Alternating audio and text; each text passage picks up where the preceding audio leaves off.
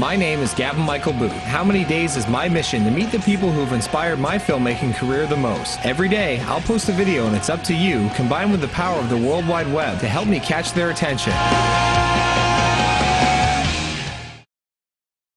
Anyone starting out in film, they're just about to write their first script, try to finance their first movie, what's the single biggest piece of advice you can give them that might save them at least a few headaches? Man, that's tough. All right. Look, there's a fine line you got to walk as the filmmaker. Or if you dare to call yourself the artist. And you're listening to a voice, you know how it should be, you know what it should look like, you have a very specific vision in mind, and I think there's an acceptable amount of that a filmmaker should be allowed to get away with, to get their image on the page. Doesn't, well, on celluloid, doesn't include abusing people around them by any stretch of the imagination. But you have to have this kind of a reasonable amount of unreasonability to even become a filmmaker. Because reasonability dictates that, like, hey man, you're not from Los Angeles, you don't work near a movie studio, you're not born to this business, you can't be a filmmaker. That's for other people. You have to have a reasonable degree of unreasonability. You have to be able to be like, no, it doesn't have to be that way. But not enough where you're like, but I'm going to change the world. Just enough where, like, I'm going to do it. Fuck them what they say. So you need a bit of that, but what you also need, the reasonable amount is the kind of key equation. Most people hear unreasonability, they're like, I can do that, I can be a prick. That's not what it's about. The reasonable amount means you have to know when to fucking, like, let shit go and what hills you're willing to die on. Because that's what filmmaking is. As a director, your job is to answer a never-ending series of questions, because everyone's asking you these questions because they're trying to make your vision come to life. So they're trying to help you, and you always have to have an answer for them. They come up to you, and you have to be able to give it to them like this. You can't sit there and go, I mean, is that important? You know, shit like that. They'll smell blood in the water and be like, I can follow this motherfucker. He has no clue. As long as you always got a fucking answer for him, it doesn't matter if it's right or wrong, because that's all subjective, right? At the end of the day, you just have to know your job. You just have to be able to tell them what you want, because they're trying to help you.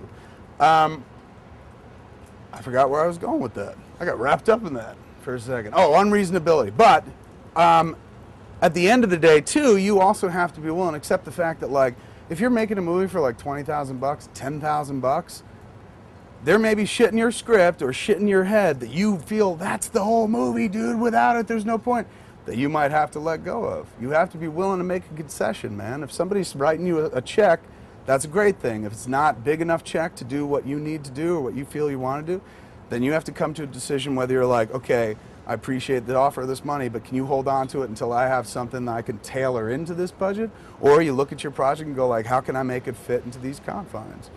And some people get real tight about that. You know, you meet a lot of filmmakers who refuse to cut their movie. They got a 2.5-hour cut of their movie, and they're like, but it's all essential. You don't understand this movie. If I take this out, it's a puzzle. And if this comes out, this won't make sense. And you're like, bullshit, dude.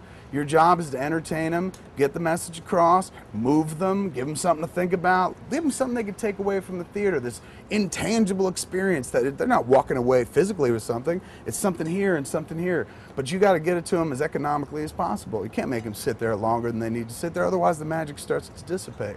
You know, you sit there and watch a magician for 2 hours, guess what? You're going to be like, I know what a fucking rabbit came from. He was stuffed in a drawer. That's sick. But if you're there for 15 minutes, you're like, wow, that's fucked up. Where'd that rabbit come from? And that's what it is, man. It's about leave them wanting more, leave them, make the illusion happen. And when their movies are chunky and flabby and shit like that, you can say what you want about the shit I've done.